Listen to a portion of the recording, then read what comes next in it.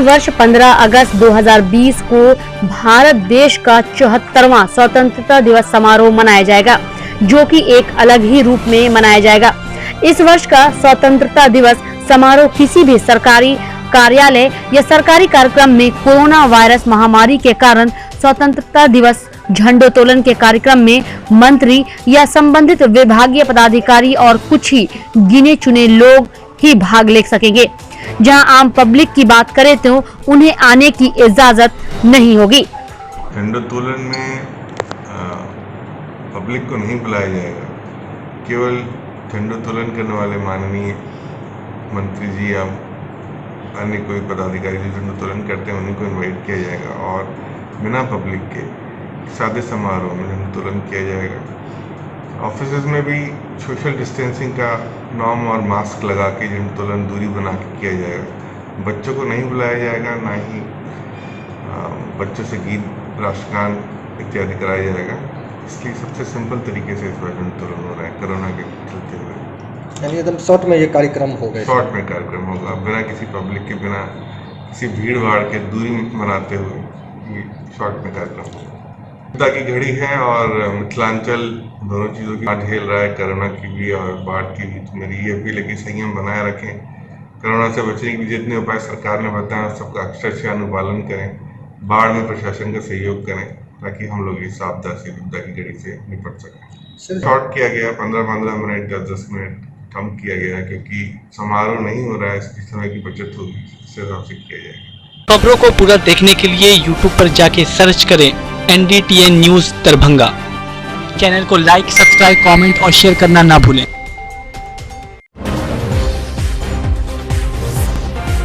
बुधवार को नगर पुलिस अधीक्षक के कार्यालय कक्ष में सिटी एसपी योगेंद्र कुमार की अध्यक्षता में क्राइम कंट्रोल मीटिंग का आयोजन किया गया। वहीं इस बैठक में सभी थाना से आए हुए थाना अध्यक्षों ने भाग लिया।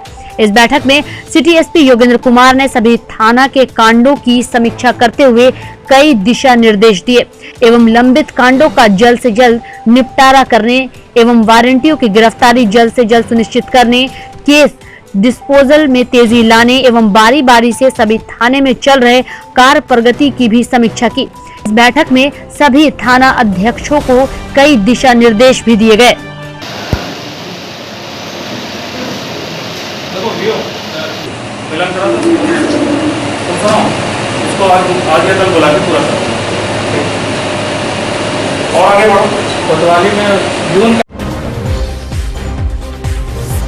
ऑल इंडिया स्टूडेंट एसोसिएशन के राष्ट्रव्यापी प्रतिरोध दिवस के तहत ललित नारायण मिथिला विश्वविद्यालय परिसर स्थित अंबेडकर मूर्ति के समक्ष दरभंगा के छात्रों के द्वारा प्रतिवाद किया गया। प्रतिवाद में छात्रों ने नई शिक्षा नीति की प्रति जलाई। कार्यक्रम का नेतृत्व आयसा जिला सचिव विशाल मांझी ने की, जबकि आयोजित सभा की अध्यक्षता जिला अध्यक्ष प्रिंस राज ने की। जिंदाबाद जिंदाबाद, लड़े चलो, शिक्षा नीति को जला दो। मिथिला विश्वविद्यालय दरभंगा के कैंपस में आज आयसा के राष्ट्रीय व्यापी प्रतिरोध दिवस के अवसर पर हम लोग ने प्रदर्शन किया है और नई शिक्षा नीति 2020 की प्रति को जलाया है। नई शिक्षा नीति पिछले सप्ताह देश को दिया गया, समर्पित किया गया, लेकिन ये जो शिक्षा नीति है, जिस शिक्षा नीति पर सदन में बहस करने के बाद पारित करना चाहिए, उसको एक अध्यादेश के रूप में प्रेस कॉन्फ्रेंस के माध्यम से देश के सामने रख दिया गया। और जब उसको पढ़ा गया, जब हम लोगों ने उसको देखा नई शिक्षा नीति को, तो नई शिक्षा नीति कुल मिलाकर के एक छलावा है देश के साथ। देश में एक हसीन सपना दिखाने की कोशिश नरेंद्र मोदी सरकार की है, लेकिन उसमें गरीब वंचित समुदाय के जो लोग हैं उनको आज शिक्षा से दूर कर देने की साजिश है। उसमें आप देखिए कि आरक्षण का कोई सवाल पूरे 108 पन्ने के नई शिक्षा नीति में नहीं है। नई शिक्षा नीति में कहीं भी इस बात की चर्चा नहीं है कि शिक्षक का परमानेंट बहाली होगा कि नहीं होगा। कहीं भी ये जिक्र नहीं है कि हम किस तरह से मतलब शिक्षा को आगे बढ़ाएंगे।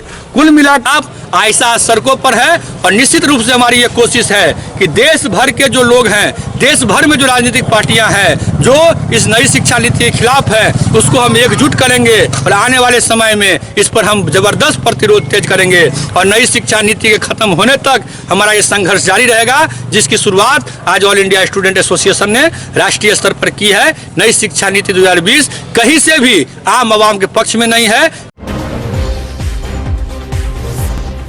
12 अगस्त बुधवार को मिथिला स्टूडेंट यूनियन विश्वविद्यालय इकाई और करनी सेना दरभंगा के नेतृत्व में बाढ़ राहत पैकेट का वितरण तारालाही, छोटी डिलाही, बाऊपट्टी, नया टोला जैसे बाढ़ ग्रसित इलाके में सूखा राहत पैकेट जरूरतमंद लोगों के बीच बांटा गया।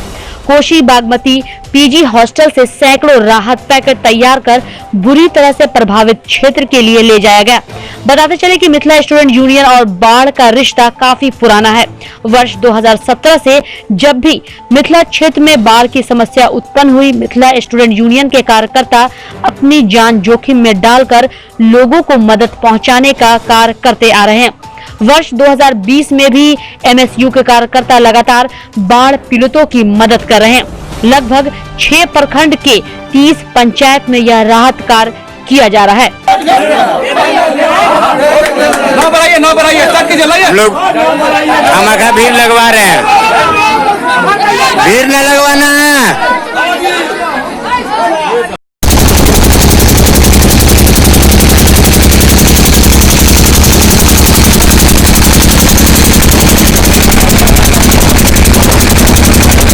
यहाँ की स्थिति को देखिए, आप लोगों की गंभीर स्थिति को समझ सकते हैं कि लोग किस तरीका से जी रहे हैं। पता चल रहा है कि सड़क का कोई आता पता नहीं है, सड़क मतलब कि सर के ऊपर से पानी जा रहा है, लोग नाव के सहारे जीने को मजबूर है। आप यहाँ की प्रशासनिक व्यवस्था को देख लीजिए, कहीं भी किसी तरीका से कोई मदद लोगों को नहीं किया जा रहा है, न खाने का हो, चाहे सूखा भोजन का बात हो या किसी तरीका का हो। यहाँ से प्रशासनिक तौर पर कोई भी मदद यहाँ के लोगों को नहीं दिया जा रहा है। उसी के अंतर्गत आज मिथिला स्टूडेंट यूनियन विश्वविद्यालय इकाई और कर्मी सेना के नेतृत्व में काली गांव में थोड़ा बहुत हम लोगों के द्वारा सैकड़ों राहत पैकेट बनाकर, सूखा राहत पैकेट बनाकर लोगों के बीच एक सहयोग बांटने के लिए जा रहे हैं और प्रयास कर रहे हैं कि लोगों का जो गम है थोड़ा कम किया जाए, ताकि हम लोगों को देखकर उनको एक खुशी महसूस हो। फेम इंडिया एशिया पोस्ट के देश भर में उम्दा 50 विधायकों के स्टेक होल्ड सर्वे में विधायकों का चयन उनकी लोकप्रियता, कार्यशैली, प्रतिबद्धता, सामाजिक सरोकार, प्रभाव, जनता से जुड़ाव, जनहित के कार्य, छवि के साथ ही शून्यकाल, ध्यानाकर्षण प्रस्ताव, प्रस्तुत विधेयक, बहस, विधानसभा में उपस्थित विधायक निधि के खर्च आदि के विश्लेषणात्मक रिपोर्ट के परिणामों को शामिल कर किया गया। सर्वे में देश भर के विधायकों का 50 अलग अलग कैटेगरी में आकलन किया गया। विधानसभा में उपलब्ध डाटा, लोगों की राय, media report, social media activity सहित विभिन्न क्षेत्र के प्रबुद्ध लोगों की राय उपयुक्त सर्वे में शामिल किया गया। सनातन धर्म में लोगों के हृदय में अटूट आस्था है।